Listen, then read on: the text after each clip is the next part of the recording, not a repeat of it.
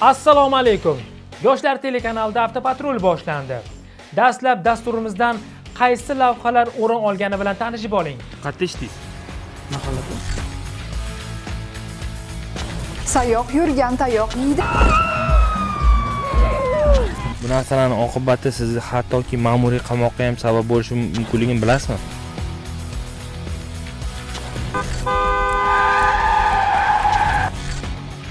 Tezlik umr zavoli. Binoni devoriga urilib, daraxtga to'qnashib to'xtab qoladi.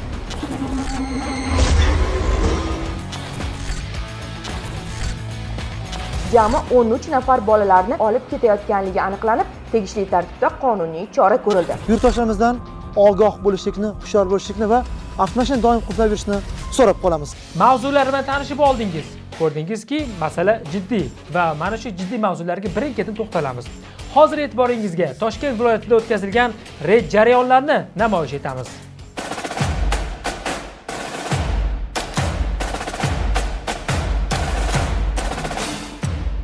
Avtomobil yo'llarida sodir bo'layotgan yo'l transport hodisalariga asosiy sabab sifatida haydovchilarning qo'pol turdagi qoidabuzarliklarni sodir etayotganligi hamda qasddan qonunlarni mensimasligidir. Yetmaganiga ayrim haydovchilar ushbu holatlarni tasvirga olib, o'zlarining ijtimoiy tarmoq sahifalariga joylab, boshqalarga ko'z-ko'z qilishmoqda. Ana shunday holatlarning navbatdagisi Nurafshon shahrida aniqlandi.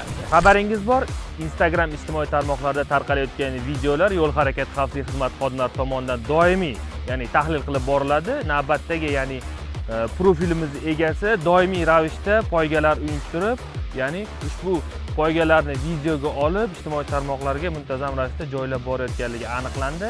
Ushbu holat yuzasidan, ya'ni aholi tinchligini buzib, aholining e'tiroziga sabab bo'lib, ushbu holatni sodir etgan haydovchilarimiz, ya'ni chaqirtirildi. Ularning transport vositalari jarima maydoniga qo'yildi. Hozirda ular bilan profilaktik suhbatlarni olib boramiz. O'sha boshda adam kelganlarni faqat shu qiziqishga mashinani olib chiqib haydardim. O'sha mashina o'zi adamnikida. Havasga, qiziqishga haydardim. Qiyinchilishimdan afsusdaman, boshqa takrorlanmaydi. 22 yoshdan haydovchilik guvohnoma hali yo'q. Bu narsalarning oqibati sizni hattoki ma'muriy qamoqqa ham sabab bo'lishi mumkinligini bilasizmi? Yo'q, bilmagandim, keyin takrorlanmaydi boshqa ikkinchi qilmaylar, unaqa narsalarni tashkil bermayman, oxir-oqibatlarga olib borar ekan. Ko'rib turganingizdek, ushbu fuqarolarning ayrimlari hattoki haydovchilik guvohnomasiga ega emas. Barcha transport vositalari jarima maydoniga joylashtirildi va ishtirok etgan haydovchilarga ma'muriy bayonnomalar rasmiylashtirildi. Xabaringiz bor, ijtimoiy tarmoqlarda tarqalayotgan har bir video yo'l harakati xavfsizlik xizmat xodimlari tomonidan tahlil qilib boriladi. Navbatdagi fuqaromiz ham o'zining Instagram ijtimoiy tarmog'iga video joylaganligi, ya'ni ma'lum bo'ldi. Bu video asosida transport vositasining egasi va avtolov chaqirtirildi.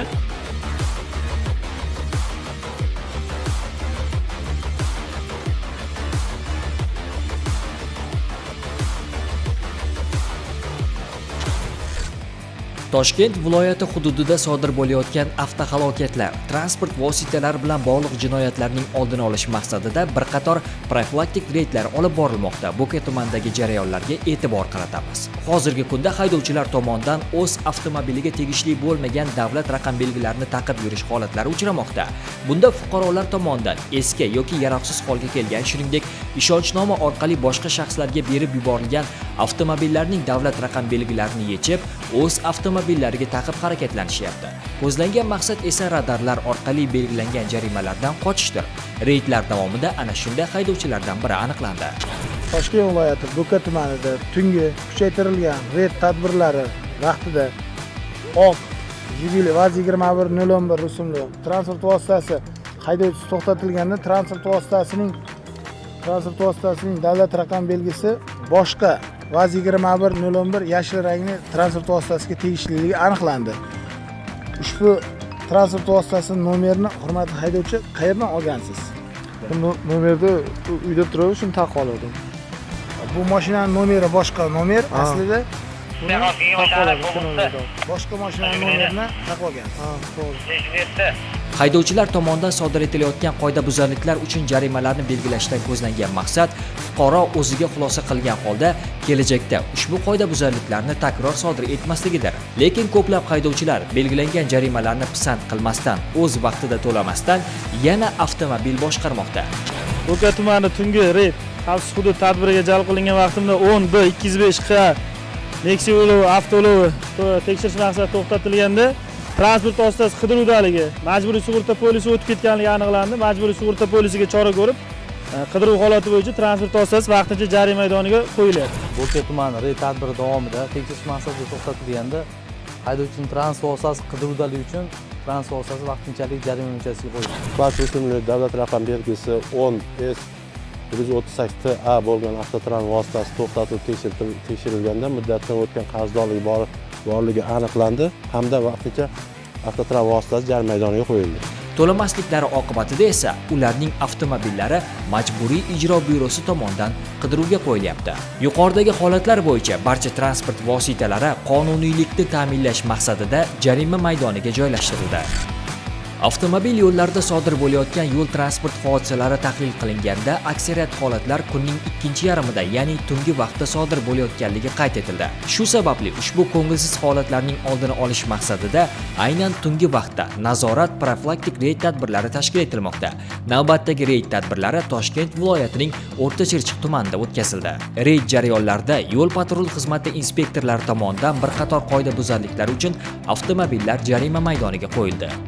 O'rta Chirchiq tumanida o'tkazilgan maxsus reyd davomida xavfli yuklarni tashish uchun mo'ljallangan DAF rusumli yuk transport vositasi to'xtatilib tekshirilganda xavfli yuklarni tashish uchun tegishli ruxsatnomalari bo'lmaganligi sababli vaqtinchalik jarima maydoniga joylashtirildi. Oq Gentra rusumli transport vositasi to'xtatilib, haydovchidan tegishli hujjatlar so'ralganda transport vositasining old yon oynalariga hech qanday ruxsatnomasiz qoraytirilgan tonirovka o'rnatib harakatlanganligi aniqlandi.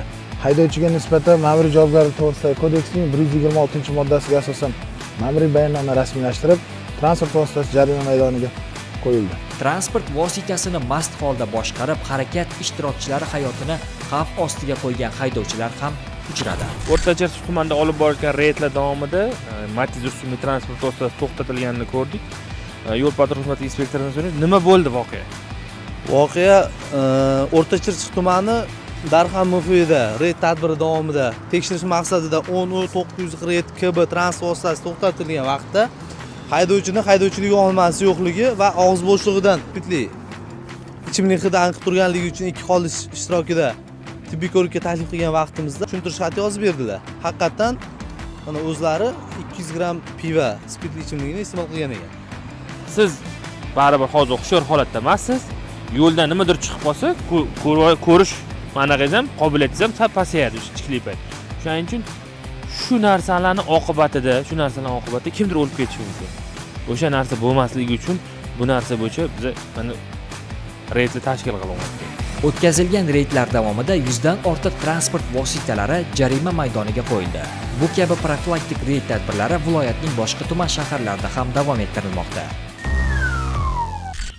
Yo'l harakati xavfsizligi tizimida bir qator ishlar amalga oshirib kelinmoqda. Sohadagi xodimlarning kundalik faoliyatini innovatsion yondashuvlar, raqamli texnologiyalarga tayangan holda tashkil etish, fuqarolarning hayoti va qadr-qimmatini ishonchli himoya qilish bo'yicha ilg'or xorijiy tajribalar yo'lga qo'yilmoqda. Jumladan, sohada amalga oshirilayotgan ishlarning mantiqiy davomi sifatida O'zbekiston Respublikasi Prezidentining 2024-yil 18-dekabr kunidagi 449-sonli qarori talablari asosida Toshkent viloyati Ichki ishlar bosh boshqarmasi, Jamoat xavfsizligi xizmati, Yo'l harakati xavfsizligi boshqarmasi qoshida ma'muriy amaliyot markazi ish boshladi.